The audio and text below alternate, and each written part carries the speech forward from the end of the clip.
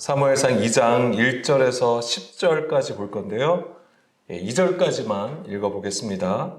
한나가 기도하여 이르되 내 마음이 여호와로 말미암아 즐거워하며 내 뿔이 여호와로 말미암아 높아졌으며 내 입이 내 원수들을 향하여 크게 열렸으니 이는 내가 주의 구원으로 말미암아 기뻐함이니이다.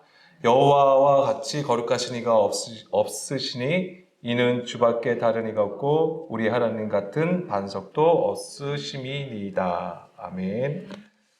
자, 이번 시간에는 그 한나의 노래라는 제목으로 오늘 본문 보겠습니다. 자, 원래 오늘 본문의 이 소제목이 한나의 기도라고 되어 있어요.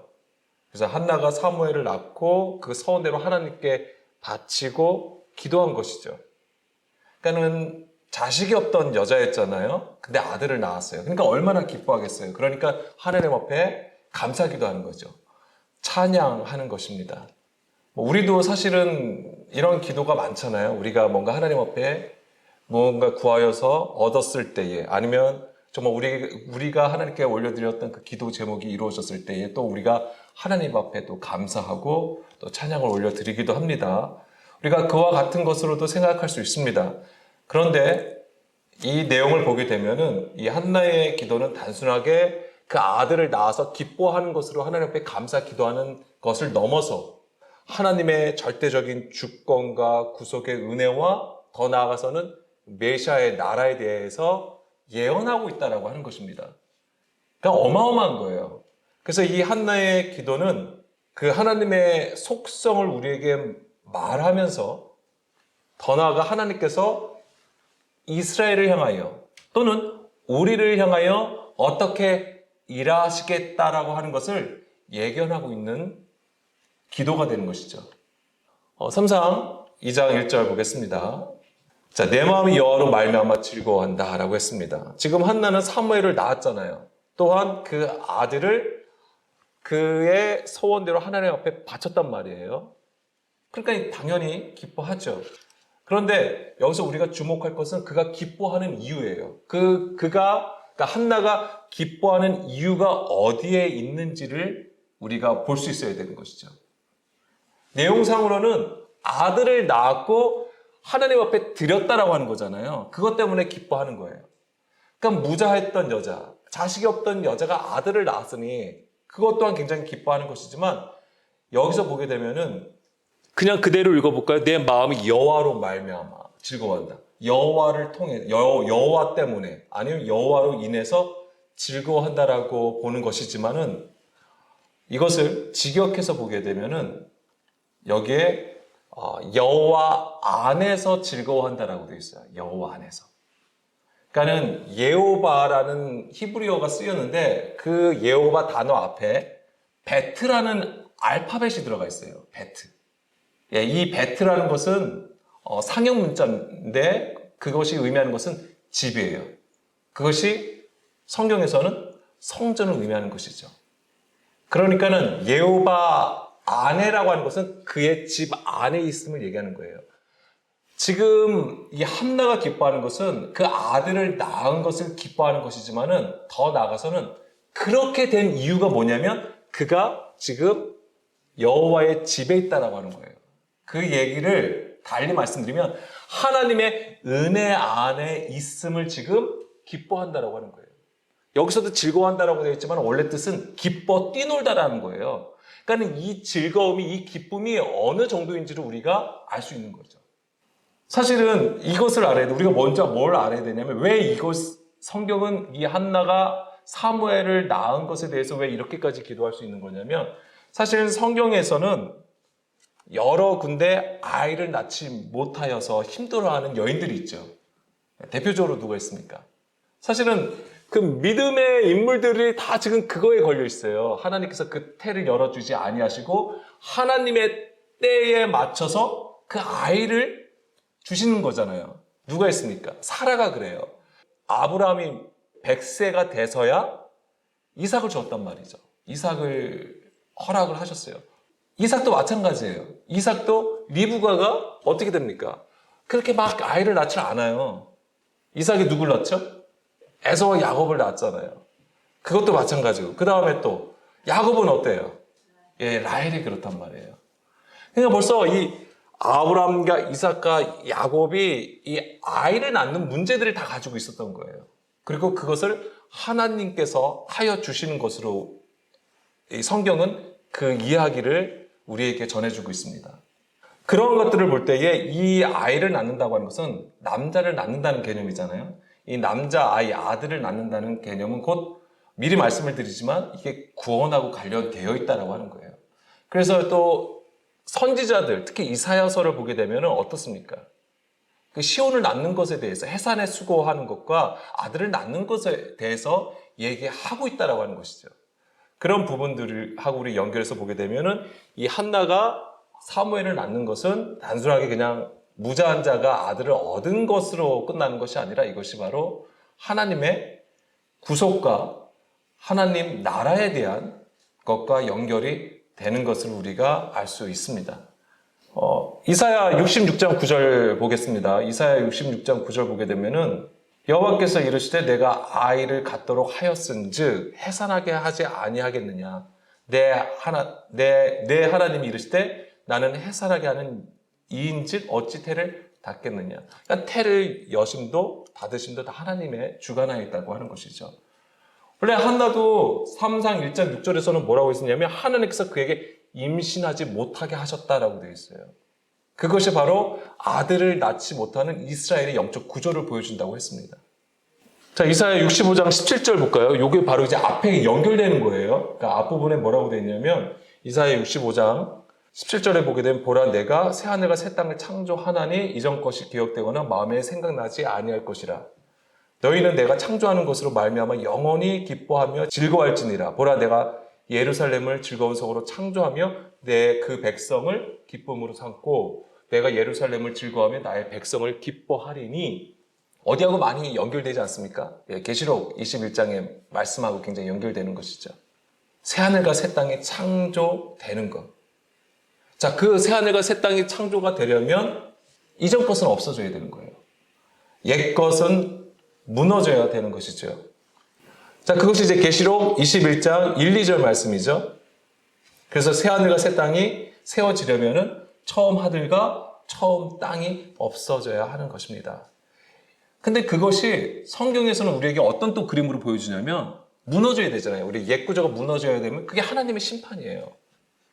그러니까 새 예루살렘이 세워지려면은 옛 성전이 무너져야 되는 것이죠. 그래서 예수님께서 하신 일이 바로 그거예요. 예수님께서 이 성전을 헐라고 하시잖아요. 그리고 내가 사흘 동안에 세우겠다라고 말씀을 하십니다. 예루살렘 성 마지막 예수님의 여정을 보게 되면 그 예루살렘 성을 보고 뭐라고 하십니까? 무너져야 된다고 말씀하시잖아요.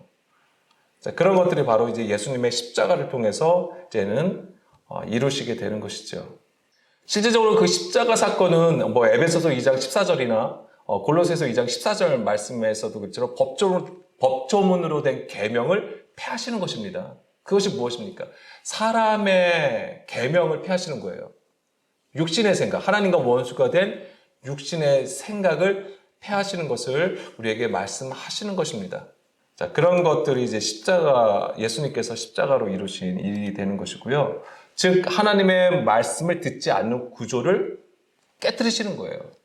그것이 아무리 대단한 제사일지라도 엄청난 예배의 모습을 가지고 있어도 그것이 하나님 보시기에는 불법이라고 하는 것이고 그 불법의 구조를 완전히 무너뜨리시는 것이죠. 그것이 바로 하나님의 심판이에요. 한나가 즐거워하고 기뻐하는 것은 바로 그가 하나님 안에 있음을 얘기하는 거예요.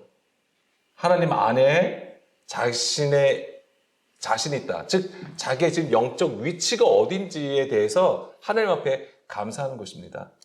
그래서 영어 성경을 보면 in the Lord, 즉 하나님 안에서라고 되어 있어요. 여호와 안에서. 정확하게 영어 성경은 그렇게 표현하고 있습니다. 그러니까는 여기서 하나님을 어떤 수단으로 생각하지 않고요. 어떤 공간적인 개념으로 하나님 앞에 지금 감사하고 있는 거예요. 이게 굉장히 중요한 거예요. 이걸 아셔야 돼요. 신약에 보면은 그런 표현들이 어마어마하게 많아요. 다 뭐냐면 예수 그리스도 안에서, 그리스도 예수 안에서라는 표현이 굉장히 많습니다. 몇 개 잠깐 볼게요. 제가 이걸 맨 마지막 부분에서 찾은 것이긴 한데, 예를 들면, 자, 창조, 좀 제가 또 창조에 관해서 잠깐 말씀을 드리겠지만, 에베소서 2장 10절 볼까요?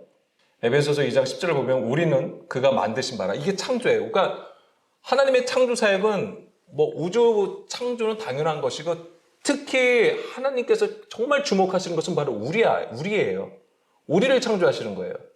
그래서 우리는 그가 만드신 바라 그리스도 예수 안에서 선한 일을 위하여 지으심을 받은 자라고 하는 거예요. 그러니까 우리의 선한 일이 하나님 앞에 온전하기 위해서는 반드시 우리가 어디에 있어야 되냐면 그리스도 예수 안에 있어야 되는 거예요. 그 개념을 가지고 있어야 돼요. 이 일은 하나님이 전에 예비하사 우리로 그 가운데서 행하게 하려 하십니다. 그러니까 하나님께서 우리가 바로 그리스도 안에서 행할 때에 그것을 하나님께서 받으신다고 하는 거예요. 그것이 이루어지지 않으면 우리의 행함이 다 헛수고가 되어버리는 것이죠. 그래서 이제 밑에 계속 보게 되면 하나님의 창조는 바로 이 그리스도 안에서 완성이 되어지는 것이고 그리스도의 피로 이제 가까워지게 되는 것인데 그것이 바로 이제 우리를 그리스도 안에 두시기 위한 것이고요. 그리고 요한복음 3장 5절 보겠습니다. 요한복음 3장 5절 보게 되면은 너희가 하나님 나라에 들어가기 위해서는 물과 성령으로 나야 된다고 하는 거예요. 3절에서는 뭐라고 했습니까? 사람이 거듭나지 않으면 하나님 나라를 볼 수 없다. 물과 성령으로 나는 것을 얘기하는 거예요. 이것은 십자가의 본질을 가지고 있어야 됨을 얘기하는 것이고 그래야지만은 위로부터 우리가 다시 태어난다라고 하는 거예요. 우리가 뭐 갑자기 사람이 변화돼 가지고 뭐 평상시에 안 하던 뭐 선한 일을 한다고 하는 것으로 거듭났다라고 하는 게 아니에요. 여기서는 정확하게 위로부터 다시 태어난다고 하는 것이고 이 얘기는 하늘로부터 지혜와 지식을 받는 상태를 얘기하는 거예요. 그래서 하나님께서 기뻐하시는 뜻, 그 선한 뜻을 깨달아서 하나님의 일에 참여함을 얘기하는 것입니다. 이것도 그리스도 예수 안에서 이루어져야 되는 것이고요. 에베소서 3장 6절이요. 이는 이방인들이 복음으로 말미암아 그리스도 예수 안에서 함께 상속자가 되고 함께 지체가 되고 함께 약속에 참여하는 자가 됩니다. 반드시 그리스도 예수 안에 있어야지만 상속자가 되는 거예요. 그러니까 이 신약에서 그리스도 예수 안에 있다라는 얘기는 이게 하나님 나라라고 하는 거예요. 이걸 아셔야 돼요. 이게 하나님 나라예요. 우리가 어디에 무슨 좋은 곳을 특정해서 얘기하지 않습니다. 하나님 나라가 바로 그리스도 예수 안이라고 하는 거예요. 그러면 그 그리스도가 어디 계십니까? 우리 안에 있는 거예요. 그것이 저는 항상 말씀드리지만 갈라디아서 2장 20절 말씀이잖아요. 우리가 그리스도와 함께 십자가에 못 박혀 죽었을 때에 그리스도께서 내 안에 사시게 되는 거예요. 그게 하나님 나라가 되는 거예요. 그럼 그것이 이루어지게 되면은 내가 너희 안에 너희가 내 안에 거하는 관계 속에 있게 되는 것이죠. 그것이 바로 하나님 나라가 되는 것입니다. 그러면 그 구하는 것을 다 이루게 되는 거예요. 그러면 우리가 그렇게 된 상태에서 우리의 욕심을 따라서 하나님 앞에 구할까요? 아니에요. 하나님의 정확하게 지각을 사용해서 연단을 받아가면서 뭐 하는 거예요? 분별하여서 하나님의 기뻐하시는 뜻을 찾고 구하게 되어 있어요. 그런 자는. 그러니까 그런 자를 하나님께서 기뻐하시는 것이죠. 그 자체가 바로 말씀들이 되는 것이고 하나님 나라를 소유한 자가 되는 거예요. 진정한 교회가 되는 것이죠. 자, 디모데 후서 1장 9절입니다. 하나님이 우리를 구원하사 거룩하신 소명으로 부르심은 우리의 행위대로 하심이 아니요 오직 자기의 뜻과 영원전부터 그리스도 예수 안에서 우리에게 주신 은혜대로 하십니다. 하나님께서 은혜를 주셔요. 근데 이게 어디서 이루어지냐면 그리스도 예수 안에서 이루어진다라고 하는 거예요. 아니 하나님께서 받으시는 우리의 믿음, 우리의 선함, 그것은 반드시 그리스도 안에서 이루어져야 되는 거예요. 그리스도를 통해서 하나님께서 받으시는 거예요. 그 믿음 또한. 그래서 그 개념이 굉장히 중요합니다, 사실은. 그래서 신약에서 그리스도 예수 안에 있다라고 하는 것은 바로 하나님 나라를 의미하는 것입니다. 그렇기 때문에 이 한나는요, 하나님 안에 있는 것을 기뻤는데 그 하나님 안에 있기 때문에 그는 하나님의 마음과 뜻을 깨달았던 것이죠. 근데 그가 어떻게 그것을 알았죠? 지난 시간에 우리가 잠깐 나눈 건데 내 심정이 하나님과 통하였다라고 하는 거잖아요. 그게 원래 무슨 뜻이라고 했습니까? 예, 쏟다라는 거. 전제가 되었다라고 하는 거예요. 내 자신을 하나님 앞에 쏟아 부었다는 얘기예요. 그게 뭐냐면 자기 죽음이죠. 그게 이제는 십자가의 본질과 맞은 거예요. 그래서 그것을 가진 한나는 하나님의 뜻을 깨달았고 마음을 알았던 것이고, 그래서 그제서야 비로소 하나님께서 사무엘을 주신 것이죠. 그러니까 알았던 거예요. 단지 그래서 한나는 아들을 얻은 것에 대해서 기뻐하는 것이 아니었어요. 시편 5편 11절. 주께 피하는 모든 사람은 다 기뻐하며 주의 보호로 말미암아 영원히 기뻐 외치고 주의 이름을 사랑하는 자들은 주를 즐거워한다라고 했습니다. 그러니까는 이 한나는 주의 이름을 사랑하는 자가 된 것이죠. 주의 이름이라고 하는 것은 주의 말씀이고요. 주의 영을 안다라고 하는 것입니다. 자, 그리고 두 번째가 이제 다시 3상 2장 1절 보게 되면 내 뿔이 여호와로 말미암아 높아졌다고 했어요. 여기서도 여호와로 말미암아로 읽고 있지만은 사실은 아내라고 되어 있어요. 그래서 내 뿔이 하나님 안에서 높아졌습니다라고 되어 있는 거예요. 뿔은 뭘 얘기하죠? 케렐이라고 되어 있는데요. 이 뿔. 성경에서 뿔은 굉장히 중요한 것을 우리에게 말해줍니다. 간단하게 말씀을 드리면 우선은 이 뿔이라는 것은 힘, 능력을 뜻하는 겁니다. 그래서 승리, 번영을 우리에게 가르쳐주고 있고요. 그 다음에 실제적으로는 뿔이 어디 있냐면 제단에 뿔이 있어요. 그래서 이 번제단에 있고 분향단에도 뿔이 있습니다. 그래서 이 번제단의 뿔은 심판과 용서를 의미하는 것이고요. 분향단의 뿔은요, 기도를 의미하는 거예요. 그리고 이 케렌이라는 단어는 무엇을 얘기하냐면 광선을 얘기해요. 빛. 그래서 이 동사로는 빛나다라는 뜻을 가지고 있어요. 그래서 재밌는 그림이 뭐가 있냐면 모세가 십계명을 가지고 내려왔습니다. 그때 백성들이 모세를 보질 못했어요. 왜 못 봤습니까? 그 얼굴이 너무 빛나서 볼 수 없었다고 했죠. 이제 그 모습이에요, 사실은. 그리고 이 뿔은 어떤 또 기능을 가지고 있냐면 뿔이 아무래도 그 속이 비어 있으니까 뭐냐면 여기다가 뭘 담았냐면 기름을 담았어요. 그걸 뭘 했을까요? 왕과 이제 제사장이 이제 기름을 부었단 말이에요. 그때 이 뿔을 사용합니다. 근데 이제는 지금 사무엘서를 다루니까는 말씀드리는 것은 이 사무엘서에서 왕이 두 명이 나오잖아요. 사울 왕하고 다윗 왕이 나오잖아요. 사울 왕은 하나님께서 명령하셔가지고 사무엘을 통해서 기름을 부어서 왕이 된 거예요. 그런데 그때 이 뿔을 사용하지 않았어요. 이 뿔병을 사용하지 않았어요. 유리병을 사용했어요. 다윗은요, 이 뿔병을 사용했어요. 이 뿔에다가 기름을 담아 가라. 하나님께서 아예 세세하게 명령하세요.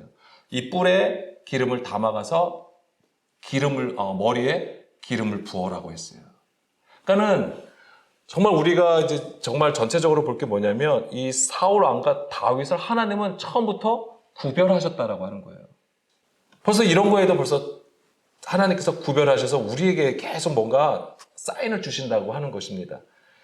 자, 그리고 또 중요한 게 뭐가 있냐면 이 뿔은 케레는 나팔이라는 뜻을 가지고 있어요. 여호수아 6장 5절에 보게 되면 이 나팔을 불 때에 이게 양각 나팔이잖아요. 이게 뿔이에요, 뿔. 이 양각 나팔이 케렌으로 되어 있습니다. 이 나팔을 뭐 할 때 쓰는 거죠? 예, 전진. 그러니까 이게 하나님의 명령을 따라서 이 나팔을 불게 되어 있는 거예요. 그러니까 이 나팔 소리는 성경에서는 하나님의 음성, 하나님의 말씀을 상징하는 것이죠. 그래서 이 나팔 소리를 듣는다고 하는 것은 하나님의 말씀을 듣고 행한다라고 하는 의미를 가지고 있습니다. 이제 뿔이 그런 의미를 가지고 있어요. 근데 여기서는 나중에 이제 10절에서도 보면 뿔이 나와요. 거기서도 보게 되면 2장 10절 볼까요? 3상 2장 10절 말씀 보게 되면은 여호와께서 땅 끝까지 심판을 내리시고 자기 왕에게 힘을 주시며 자기의 기름 부음을 받은 자의 뿔을 높이신다라고 되어 있어요. 그러니까 기름 부음을 받은 자의 뿔. 누굴 얘기할까요? 여기서는 1차적으로는 다윗을 얘기합니다. 그리고 궁극적으로는 메시아를 얘기하는 거예요. 그리스도를 가리키는 거예요. 그러니까 이것은 뭐냐면 힘과 능력을 상징하는 것이고 바로 승리를 얘기하는 거예요. 그리스도를 통한. 진정한 이스라엘의 왕을 세우시는 것. 신약으로 얘기하자면 바로 왕과 같은 제사장을 세우는 것을 얘기하는 거예요. 진정한 하나님의 아들들을 세우는 것을 가리키는 겁니다. 다시 1절 돌아가겠습니다. 그래서 내 뿔이 여호와 안에서 높아졌다. 이 높아졌다는 라마인데요. 원래는 룸에서 왔습니다. 뭐예요? 일어나다. 그래서 이 뿔이 일어났다는 것은 바로 부활을, 우리가 오늘 말하는 것은 바로 이제 부활이죠. 십자가의 부활을 상징하는 것입니다. 시편 18편 1절에서 3절 말씀 볼게요. 자, 나의 힘이신 여호와여, 내가 주를 사랑하나이다. 여호와는 나의 반석이시요 나의 요새시요 나를 건지시는 이시요 나의 하나님이시요 내가 그 안에서 피할 나의 바위시요 나의 방패시요 나의 구원의 뿌리시요. 예, 구원을 하고 연결이 되는 것이죠, 그것이. 자, 이런 것들이 다 하나님의 속성을 우리에게 말해주고 있습니다. 내가 찬송 받으실 여호와께 아뢰리니 내 원수들에게서 구원을 얻으리로다. 그래서 내 뿔이 높아졌다라는 것은 하나님께서 자신을 존귀한 자가 되게 하셨다는 거예요. 그래서 이 한나는 자기 이제 뿔이 높아진 거잖아요. 하나님 안에서. 그럼 그전에는 어떤 자였어요? 비천한 자예요. 비참해요. 그 현실이. 왜요? 아들이 없잖아요. 자식이 없어요. 그렇게 애통할 수밖에 없는 구조를 가지고 있어요. 그런데 하나님께서 높여주셨다라고 하는 겁니다. 존귀하게 하셨다고 하는 거예요. 그러니까 이것이 뭐냐면 바로 구원이 되는 거예요. 한나의 입장에서는 이것이 구원인 거예요. 그리고 성경은 그것을, 그 아들을 낳는 것, 해산의 수고를 통하여서 아들을 낳는 것을 바로 구원으로 우리에게 설명해 준다라고 하는 겁니다. 그러니까 여기서도 되게 중요한 게 뭐냐면 구원을 받기 위해서는 바로 해산의 수고가 반드시 있어야 되는 거예요. 우리가 예수님을 믿어서 구원을 받는 건 맞아요. 그런데 거기에 뭐가 빠졌냐면 그 해산의 수고함이 빠졌어요. 우리가 처음에는 육신으로 믿을 예수님을 영접하는 것은 굉장히 쉬워요. 그렇지만 그것으로 우리가 구원받았다라고 얘기할 수는 없을 것 같아요. 왜냐하면 성경에서는 어마어마한 구원의 여정을 우리에게 보여주기 때문에, 고난과 환난이 있기 때문에 그 그림을 우리가 놓쳐서는 안 됩니다. 그리고 우리도 반드시 그것을 경험하여서 하나님을 아는 것에 우리가 더 나아갈 필요가 있다고 하는 것이죠. 왜 이제 이런 말씀까지 왜 다 드리냐면은 사실은 이게 그냥 한 군데만 쭉 볼 수가 없어서 3절 보게 되면은 3상 2장 3절 보게 되면 여기서 보면 뭐가 되면 여호와는 지식의 하나님이라고 하는 거예요. 지식의 하나님. 이제 여기서 지식이라는 것은 대하라고 해가지고 경험으로 아는 지식을 얘기하는 거예요. 그러니까는 이것은 우리가 하나님을 아는 것은 이렇게 단순하게 배운다고 해서 알아지는 게 아니고요. 우리의 삶 전체를 통하여 경험해 나가는 거예요. 하나님의 살아계신가, 하나님께서 나를 어떻게 다루시는가, 그리고 거기서 나를 향하여 시험하실 때 내가 어느 위치에서 서 있는가. 그래서 내가 정말 생명나무를 택하여 서 있는지, 선악을 알게 하는 나무를 택하여 서 있는지를 계속해서 하나님은 시험하신다고 하는 거예요. 그런 과정 가운데서 나의 연약함과 나의 죄됨과 내가 아무것도 할 수 없다는 것을 깨달아 알을 때에 하나님께서 뭐예요? 그를 향하여 기름을 부어주신다고 하는 거예요. 보호하시고 그를 멸시치 아니하시고 보호하시고 세우셔서 계속 뭐예요? 주의 길로 이끌어 가신다라고 하는 거예요. 그게 바로 다윗이 보여주는 거예요. 그래서 다윗은 우리의 증거자가 되는 것입니다. 한나를 통해서는 바로 그 아들을 통하여서 가르쳐주는 거예요, 이거를. 그가 사무엘을 낳을 때 얼마나 해산의 수고를 가지고 있었을 거 아닙니까? 그래서 한나는 사무엘을 낳음으로써 이제는 그 비천한 자에서 존귀한 자가 되는 거예요. 이제 여자에서 남자가 되어지는 것이죠. 장성한 자가 되어서 이제 빛을 발하는 자가 되었습니다. 이제는 슬픔의 소리를 내지 않아요. 뭐예요? 기쁨과 찬양으로 하나님 앞에 올려드린다고 하는 것입니다. 그리고 다시 2장 1절, 내 입이 내 원수들을 향하여 크게 열렸다라고 했습니다. 열리다, 라브라고 되어 있는데요. 그러니까 우리는 단순히 입을 여는 것이지만 이게 원래 넓다라는 뜻이에요. 넓다. 그럼 내 원수들을 드시자. 내 입이 내 원수들을 향하여 크게 열렸다고 했는데 이 원수는 뭐냐면 조롱하고 비난하는 자들을 얘기하는 거예요. 한나에게는 누구였을까요? 그렇죠. 분인나예요. 분인나를 적수라고 했어요. 원수라고 했단 말이에요. 그게 단순하게 조롱과 비난하는 거, 어떤 그 자기, 그러니까 아이를 가진 아이를 가진 자의 어떤 여유로 한나를 굉장히 비난하고 아마 저주했을 거예요. 왜냐하면 예전에는 아이를 낳지 못하는 것은 저주받은 거라고 생각을 했기 때문에 저주받은 여인이라고 아마 엄청나게 비난하고 조롱을 했을 거란 말이에요. 그것을 우리에게 보여주는 것이지만 그것이 바로 뭐냐면은 여기서 보면 심히 교만한 말을 다시 하지 말 것이고 오만한 말을 너희의 입에서 내지 말지어다. 그러니까 뭐냐면 교만한 말이고 오만한 말이라고 하는 것이죠. 이게 뭐예요? 다 사람의 생각에서 나오는 거예요. 육신의 생각, 사람의 계명을 따라서 가르치고 교훈을 받는 상태를 얘기하는 것입니다. 이런 것으로 지금 한나가 지금 뭐예요? 고통받고 있는 상황이에요. 근데 그 입을 열어서 한나의 입을 열어서 원수들을 향하여 크게 열렸다고 하는 것은 뭘 얘기하냐면 그들은 비진리로 한나를 공격하지만 한나는 그 입을 열어서 무엇을 얘기합니까? 하나님의 마음과 뜻을 깨달았다고 했잖아요. 그러니까 입을 열어서 얘기한다는 얘기는 복음을 전하는 것을 얘기하는 거예요. 그리고 되게 중요한 게 또 뭐가 있냐면 우리가 입을 열 때는 어떠한 거냐면 하나님께서 우리의 입이 그냥 하나님 저 하나님의 말씀을 먹겠습니다 하고 자연스럽게 이게 열려지는 게 아니에요. 우리가 어떤 상태라고 했습니까? 하나님과 육신의 생각을 가진 자들이에요. 육신의 생각을 하나님과 원수가 되나니 하나님의 말씀에 복종하지도 않는다고 했잖아요. 그렇죠? 그러니까 듣는 것도 참 어려워. 우리는 닫고 있어요. 열려있는 것, 듣는 것 같으나 닫혀있단 말이에요. 말하는 것도 마찬가지예요. 우리가 말하는 것은 뭐가 있냐면 우리 안에 악한 생각이 있다고 하는 거예요. 그래서 예수님이 그걸 말씀하신 거예요. 너희 안에서 나온 것이 가장 더럽다라고 하는 거예요. 그런데 그것을 복음, 그러니까 우리는 절대적으로 뭘 못하냐면은 복음을 전할 수 없는 자예요, 원래는. 그런데 하나님께서 그 입을 어떻게 하시는 거예요? 찢으시는 거죠. 여셔서 하시는 일이에요. 그것 또한 굉장한 고통이 있다라고 하는 거예요. 그런 상태에 있던 한나가 이제는 복음을 전하는 자가 되었음을 얘기하는 것이고요. 그리고 내가 다시 3상 2장 1절 내가 주의 구원으로 말미암아 기뻐함이니이다. 여기서도 주의 구원으로 말미암아라고 되어 있잖아요. 여기서도 인이 들어가요. 인. 그러니까 안에 있다라고 하는 것이고 여기서 구원은 뭐예요? 예수아를 얘기하는 겁니다. 그래서 내가 예수 안에서 기뻐한다라는 뜻이 되는 거예요. 예수아가 구원이라는 뜻입니다. 그러니까 내 안에 있는 예수를 통하여서 기뻐하게 된다라고 하는 것입니다. 자, 우리는 지금 신앙생활하고 있습니다. 교회를 다니시잖아요. 우리가 얼마나 지금 기뻐하고 있나요?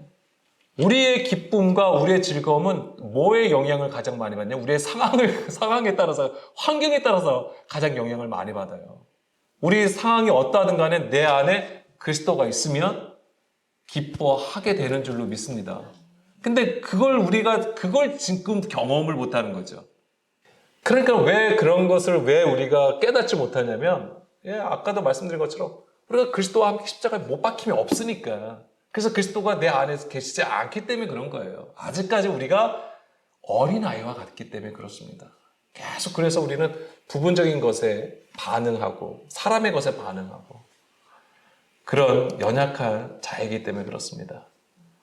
예수아는 구원, 번영, 승리라는 뜻을 가지고 있고요. 이 예수아가 또한 아샤라는 단어에서 온 거예요. 이 아샤라는 자체가 또 무슨 뜻이에요? 열려있다, 넓다, 의롭다, 완전하다, 자유하다라는 뜻을 다 가지고 있어요, 이게. 이 예수아가. 넓다. 뭘 의미할까요? 그러면은, 넓다의 반대가 무엇입니까? 좁다라는 거예요. 미츠라임이 바로 그거예요. 애굽에 있다라고 하는 것이 바로 그거예요. 애굽이, 성경에서는 그 애굽을 미츠라임이라고 부릅니다. 무슨 뜻이냐면 그게 좁은 틀에 있다라고 하는 거예요. 좁은 틀에 있는 걸 얘기하는 거예요. 좁은 틀에 갇혀 있는 걸 얘기하는 것이죠.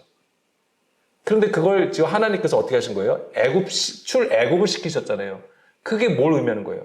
좁은 틀에서 넓히시는 작업을 하시는 게 출애굽이 되는 거예요. 그리고 애굽 안에서 그들이 한 것이 노예 생활이잖아요. 노예 생활에서 뭘 하신 거예요? 해방시켜 주신 거잖아요. 자유케 하시는 것이죠. 이거를 예수님께서 말씀하신 거, 요한복음 8장 31절, 32절 말씀으로 보게 되면은 진리가 너희를 자유케 한다. 뭐예요? 애굽에 있는 상태는 좁은 틀이고 노예 생활이고 거기서 뭐 한 거예요? 무엇을 상징하냐면 바로 사람의 계명으로 하나님을 섬기는 구조 안에 있었음을 얘기하는 거예요. 비진리 가운데 율법 조문으로. 그런데 출애굽시켰다고 하는 것은 바로 진리로 자유케 하셨음을 얘기하는 것이죠. 우리는 출애굽기를 모세를 통해서 하나님께서 그 일을 진행을 하신 것이지만은 그것이 다 무엇에 대한 모형이에요? 예수 그리스도의 모형이 된단 말이에요. 자, 우리가 이제 그런 것들을 다 연결해서 볼 수 있는 거예요. 그래서 이 예수아라는 것 자체가 바로 이 모든 뜻을 가지고 있죠. 자, 요한일서 5장 19절, 20절. 그래서 또 아는 것은 우리는 하나님께 속하고 온 세상은 악한 자 안에 처한 것이며 또 아는 것은 하나님의 아들이 이르러 우리에게 지각을 주사 우리로 참된 자를 알게 하신 것과 또한 우리가 참된 자 곧 그의 아들 예수 그리스도 안에 있는 것이니. 여기서도 보면은 그리스도 예수 안에 있다. 예수 그리스도 안에 있다라고 하잖아요. 안에 있는 것이니 그는 참 하나님이시요 영생이시라.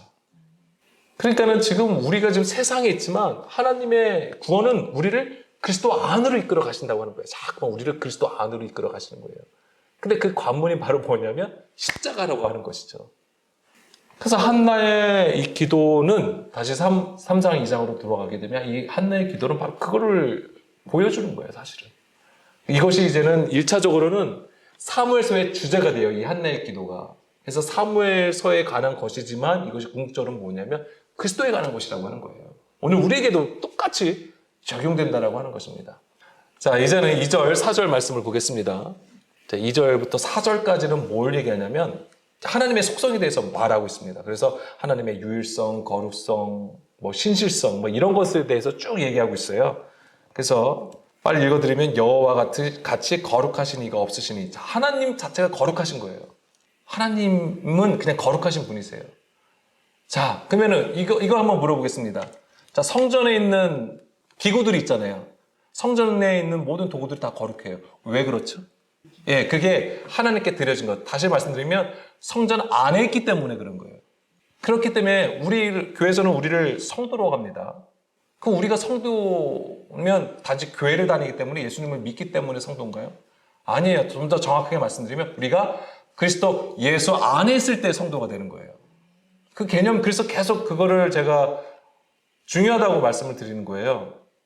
자, 고린도전서 1장 2절 볼게요. 고린도에 있는 하나님의 교회, 곧 그리스도 예수 안에서 거룩하여지고. 자, 여기서 거룩하여지는 것도 예수 안에서 거룩해지는 거예요. 성도라 부르심을 받은 자들과 또 각처에서 우리 주, 곧 그들과 우리 주 대신 예수 그리스도의 이름을 부르는 모든 자들에게. 자, 여기서 보면은 성도라는 개념을 우리가 알아야 바로 그리스도 예수 안에서 거룩하여진 자를 얘기하는 거예요. 그러면 이제 여기서 조금 더 나아가서 뭘 생각해야 되냐면 아까 에베소서 2장 10절에 창조가 우리를 만드신 거라고 했잖아요. 그게 바로 예수 그리스도 안에서 우리를 하나님의 예수 그리스도 안에서 선한 일을 하기 위해서 우리를 지었다라고 하셨단 말이에요. 그거와 연결해서 이해를 해야 될 것이 하나님께서 우리를 창조하신 것은 구별하시는 작업이에요. 그게 창세기 1장 3절부터 쭉 보게 되면 첫째 날, 둘째 날, 셋째 날이 나옵니다. 여기서 보게 되면 빛과 어둠을 나누사. 또 볼게요. 6절. 네, 궁창 위의 물과 궁창 아래의 물을 또 그쵸? 나누게 하시니. 그리고 또 세 번째 날에 이 마른 땅하고 바다를 나누시는 것을 보여준단 말이에요. 거기서 나누시다가 뭐냐면 구별하시다라는 의미예요. 그래서 이게 하나님의 창조는 뭘 얘기하냐면 하나님의 그 말씀이 우리에게 어떻게 작동이 되냐면 우리를 구별하시는 거예요. 세우는 거예요. 그래서 세상 것과 왜냐면 이 구별이 있어야지만이 그러니까 우리가 하나님 앞에 원수 되었던 자였음을 알게 하시는 거예요. 그거를. 그래서 우리가 어디에 서야 되는지를 보게 하신다고 하는 것이죠. 이제 그게 없으면 뭐가 되는 거냐면 무지한 자가 되고 흑암 가운데 있는 자가 되어버리는 거예요. 그것이 바로 이제 사망 상태라고 하는 것이죠. 근데 이것이 다 어디서 이루어진 거냐면 바로 예수 그리스도 안에서 이루어지게 된다고 하는 거예요. 그래서 반드시 성도가 되기 위해서는 그리스도, 예수 안에 있어야 하는 것이고요. 그리고 예수 그리스도를 통하여서 그 안에 있을 때에 우리가 세상으로부터 구별된다라고 하는 것입니다. 그게 바로 교회예요. 에클레시아. 이 교회라는 뜻도 뭐냐면 구별되는 걸 얘기하는 거예요. 구별되다예요. 세상으로부터. 뭐로부터 나온, 구별된 이런 뜻을 가지고 있는 게 에클레시아예요. 교회예요. 바로 이 하나님의 창조 사역으로 인해서 구별된 자가 바로 하나님의 거룩함에 참여하게 되는 것입니다. 그래서 하나님께서 말씀하시는 게 레위기 19장 2절에 보게 되면 이 말씀을 하시잖아요. 너는 이스라엘 자손의 온 회종에게 말하여 이르라. 너희는 거룩하라. 아니 하나님의 속성인데 우리가 어떻게 우리가 어떻게 거룩해 줄 수 있어요? 이는 나 여호와 너희 하나님이 거룩하다라고 하시는 거. 이것은 뭐냐면 하나님의 일, 그 일을 너희가 당하라고 하는 거예요. 우리가 능동적으로 할 수 있는 게 아니에요. 이게 우리가 뭐냐면 당하게 되는 거예요. 근데 이것이 누구를 통해서 이루어지는 거예요? 예, 하나님께서 그 그리스도를 통하여서 예수님을 통하여서 이것을 이루셨단 말이에요. 그래서 반드시 너희는 그리스도와 함께 그 죽음에 참여하라고 말씀을 하시는 거예요. 그때 비로소 우리가 이 거룩해질 수 있는 것이죠. 그런 자를 성도라고 하는 거예요. 그래서 아까 하나님의 그 창세기 1장의 그 창조 사역을 경험하는 자들은 히브리서 5장 14절이죠. 단단한 음식은 장성한 자의 것이니 그들은 지각을 사용함으로 연단을 받아 선악을 분별하는 자다. 이게 아까 그거예요. 하나님을 아는 지식이라고 하는 거예요. 경험을 통해서 하나님을 자꾸만 알게 되어가는 것을 얘기하는 겁니다. 그리고 2절 또 볼게요. 3장 2장 2절. 이는 주밖에 다른 이가 없고 유일하신 하나님이죠. 우리 하나님 같은 반석도 없으십니다. 이 반석이라는 것도 어떻게 보면 변하지 않고 움직이지 않는 어떤 그런 견고한 하나님을 보여주는 것이지만 이게 되게 중요한 게 마태복음 7장 24절 말씀해 보게 되면 이거하고 비교해서 아셔야 되는 거예요. 누구든지 나의 이 말을 듣고 행하는 자는 그 집을 반석의 집을 지은 자라고 하시는 것이고, 그래서 어떤 창수가 와도 절대 무너지지 않는다고 하는 것이고, 반대로 나의 말을 듣고 행하지 않는 자는 모래의 집을 짓는다. 이거하고 또 관련해서 우리가 이해할 필요가 있는 것이고요. 3장 2장 3절에 심히 교만한 말을 다시 하지 말 것이며 오만한 말을 너희 입에서 내지 말저다. 여호와는 지식의 하나님이시라 행동을 달아 보신다라고 했습니다. 하나님께서 행동을 달아 보신다고 했을 때 우리가 그러면 선한 일 해야지, 착한 일 해야지, 나쁜 일 하지 말아야지 이렇게 생각하시면 안 된다고 하는 거예요. 이게 다 뭐냐면 우리 제일 중요한 개념이 아까 처음에 말씀드린 것처럼 그리스도 예수 안에 있는 상태를 얘기하는 거예요. 그거가 안 되면 아무리 좋은 일을 하여도 그것이 안타깝게도 하나님 앞에 불법이 될 수 있다고 하는 거예요. 그게 왜? 우리의 의로 나타날 수 있기 때문에. 그래서 사도 바울이 안타까워했던 게 그거잖아요. 하나님의 말씀을 맡은 자리고 하나님을 그렇게 잘 섬기던 이스라엘이 왜 심판을 받아야 했느냐. 올바른 지식이 없었다라고 하는 거예요. 올바른 지식이 없으니까는 자기의 의를 쌓는 데 집중했다고 하는 거잖아요. 하나님의 의를 버리고 자기의 의를 위해서 행하였다라고 얘기했던 겁니다. 그래서 우리가 더 알아야 될 것은 호세아 4장 1절. 이 땅에는 진실도 없고 인애도 없고 하나님을 아는 지식도 없고, 그렇게 되면은 저주, 속임, 살인, 도둑질, 간음, 포악, 피 흘림, 저게 다 뭐예요? 하나님의 말씀을 듣지 않고 사람의 일로 나타나는 것을 다 얘기해 주는 거예요. 호세아 6장 6절 말씀 보게 되면은 나는 인애를 원하고 제사를 원하지 않으며 먼저보다 하나님을 아는 것을 원한다. 하나님이 원하시는 거는 우리의 중심이세요. 근데 우리의 중심이 바로 뭘 얘기하냐면 하나님을 아는 것, 인애, 순종, 듣는 것을 얘기하는 거예요. 듣는 마음을 얘기하시는 거예요. 그래서 그 듣는 마음을 가진 자는 상한 심령으로 하나님 앞에 나아갈 수 있는 겁니다. 듣지 않으면 상한 심령으로 하나님 앞에 나가질 못해요. 하나님 앞에 제사 자체를 드릴 수가 없어요. 제사라는 게 원래 무슨 뜻이냐면 가까이 나가다라는 뜻이에요, 그게. 근데 제사를 드릴 때 뭐예요? 내 육신을 태워드리는 거예요. 그러니까 나의 육으로는 어떻게든지 하나님 앞에 나갈 수 없는 것이죠. 자, 그래서 지금까지 이제 예수 안에 있어야 됨을 강조해서 말씀을 드린 거고요. 또 중요한 게 있습니다. 이제 6절 보겠습니다. 예, 4절, 5절 볼게요. 네, 3상 2장 4절, 5절. 용사의 활은 꺾이고 넘어진 자의 힘으로 띠를 띠도다. 풍족한 자들은 양식을 위하여 품을 팔고 줄이던 자들은 다시 줄이지 아니하도다. 전에 임신하지 못하던 자는 7을 낳았고 많은 자녀를 둔 자는 쇠약하도다. 한나 얘기를 얘기하는 거예요. 한나가 지금 어떻게 바뀌었는지. 아까 한나가 내 뿔이 하나님 안에서 높아졌다고 했잖아요. 그러니까 비천한 자에서 존귀한 자가 됐음을 얘기하는 거예요. 그전에는 이 한나는 너무나도 연약한 자였어요. 그렇지만 이제는 역전이 된 것을 보여주는 것이죠.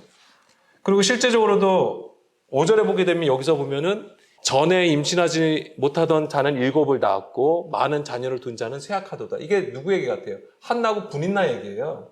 아무래도 자기가 경험한 것으로 지금 이거 하나님 앞에 기도를 올려드린 건데, 근데 한나는 자녀가 7이 아니에요.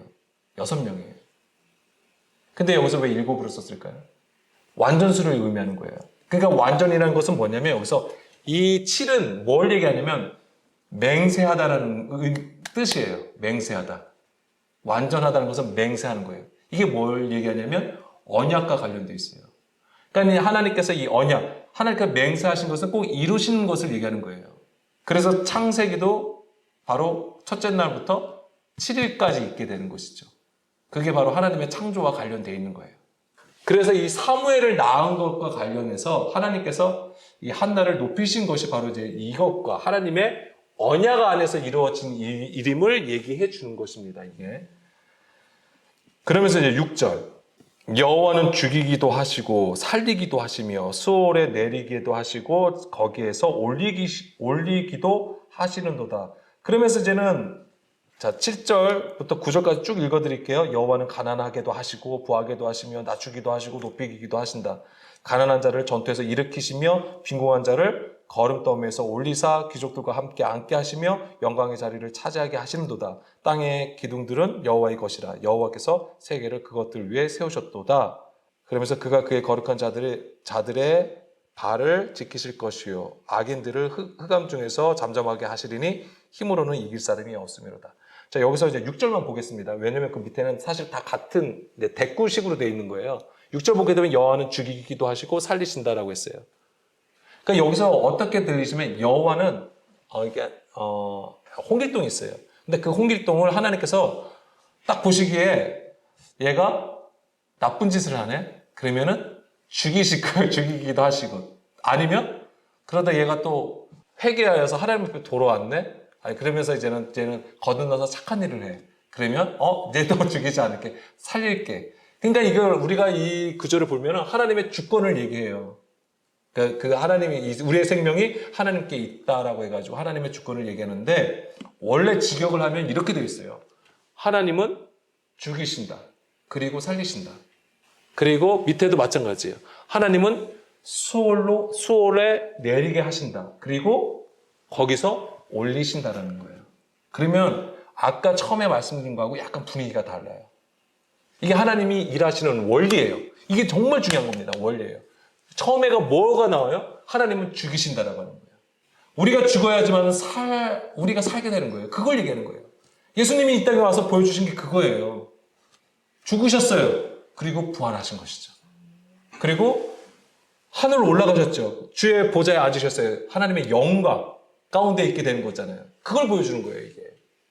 이게 순서예요. 하나님께서 일하시는 순서예요. 우리가 먼저 죽어야 되는 거예요. 반드시 그 죽음이 있어야 돼요. 근데 개죽음 당하면 안 되잖아요. 죽어야 되는데 개죽음 당하면 안 돼요.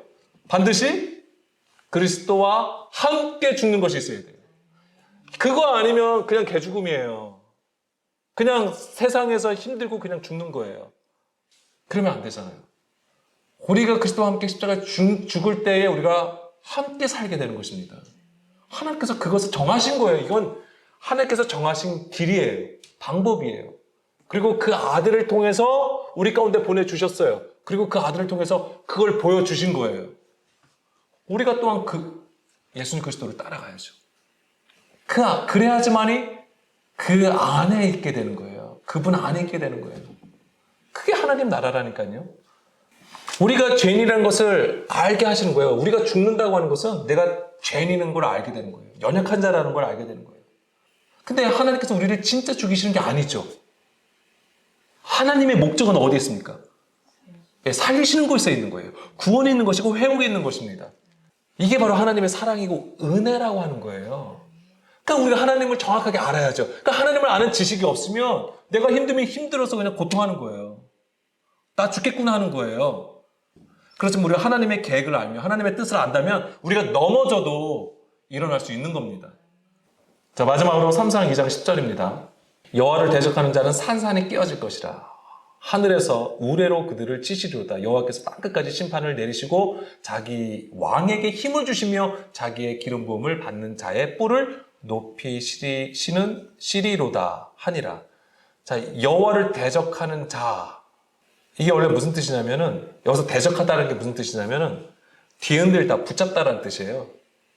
근데 이제 이게 상징적으로는 말다툼하다, 논쟁하다, 불평하다라는 뜻이에요. 그럼 이게 여호와를 대적한다는 것은 정말 정말 하나님을 모르는, 정말 하나님이 미워서 막 대적하는 것을 얘기하는 게 아니에요. 자, 출애굽 당시에 누가 불평을 많이 했습니까? 불평을 누가 했냐면 이스라엘이 했어요. 특히 모세를 향하여 불평, 질투, 시기한 자들이 누구예요? 고라를 중심으로 반역을 꽤 하잖아요. 고라가 레위 지파잖아요. 네, 가까운 사람이에요. 이스라엘이 오히려 하나님 앞에 불평불만했던 거예요. 예수님을 시험하고 대적하고 죽이려고 했던 자들이 누굽니까? 바리새인 서기관들이에요. 종교 지도자들이라고 하는 것입니다. 그들이 어떤 자입니까? 말씀을 맡은 자들이에요. 말씀을 가르치는 자들이에요. 시편 2편 1, 2절. 어찌하여 이방 나라들이 분노하며 민족들이 헛된 일을 꾸미는가? 세상의 군왕들이 나서며 관원들이 서로 꾀하여 여호와와 그의 기름 부음 받은 자를 대적한다고 했어요. 하나님을 섬기되 뭐예요? 사람의 것으로 섬기는 자들이 오히려 예수님을 대적하게 되어 있다고요. 진리를 누가 핍박하냐면 비질을 가진 자들이 핍박을 하게 되어 있어요. 교회를 누가 핍박하냐면 불법을 행하는 교회들, 하나님을 알지 못하는 교회들이 오히려 진리 가운데 서 있는 자들을 핍박하게 되어 있습니다. 자, 하늘에서 우레로 그들을 치신다라고 했습니다. 우레는 하나님의 말씀을 가리키는 것이죠. 자, 치신다고 하는 것은 뭐냐면 람인데요. 이게 뭐냐면 강하게 흔들다라는 뜻이에요. 원래 강하게 흔들다, 흔드는 거예요. 그러니까는 우리의 육신의 구조, 옛 구조를 흔들어 깨트리시는 것을 얘기하는 것이죠. 그래서 이 한나의 기도는요, 사무엘서의 전체 주제이기도 합니다. 그리고 사실은 사무엘서뿐만 아니라 이 성경이 가지고 있는 주제를 가지고 있습니다. 그래서 하나님께서 어떻게 일하셔서 어떻게 이스라엘을 세우시는가를 우리에게 보여주신 건데, 하나님은 사울 왕을 세우셨어요. 이스라엘의 요구를 따라서 사울 왕을 세워주셨지만 결국은 그는 하나님의 말씀을 듣지 않는 구조를 가지고 있었기 때문에 패하시게 돼요. 근데 그래서 그 다음에 누구를 세우시냐면 이제 다윗을 세우시게 되는데, 이 다윗을 이스라엘의 왕이 되기까지 사울을 통해서 계속해서 뭐예요? 핍박하게 하신다고 하는 거예요. 이게 다 하나님께서 허락하시는 겁니다. 이것이 지금 근데 결국에는 다윗이 진정한 이스라엘의 왕으로 세워지게 된다라고 하는 것이고, 그가 바로 메시아의 나라, 그리스도의 나라의 예표로 보여지게 되는 것이지요. 지금 한나는 그거를 지금 기도하고 있는 거예요. 기도라는 것은 바로 나의 뜻을 세우는 게 아니고요, 하나님께 알려드리는 게 아니라 바로 뭐예요? 하나님의 뜻을 아는 게 기도예요. 그래서 교회의 덕을 세우는 것입니다. 교회가 누굽니까? 우리잖아요. 하나님의 뜻을 깨달아서 하나님께서 원하시는 그 길로 행하게 하신다고 하는 거예요. 자, 이 시간 우리 함께 기도하기를 원합니다.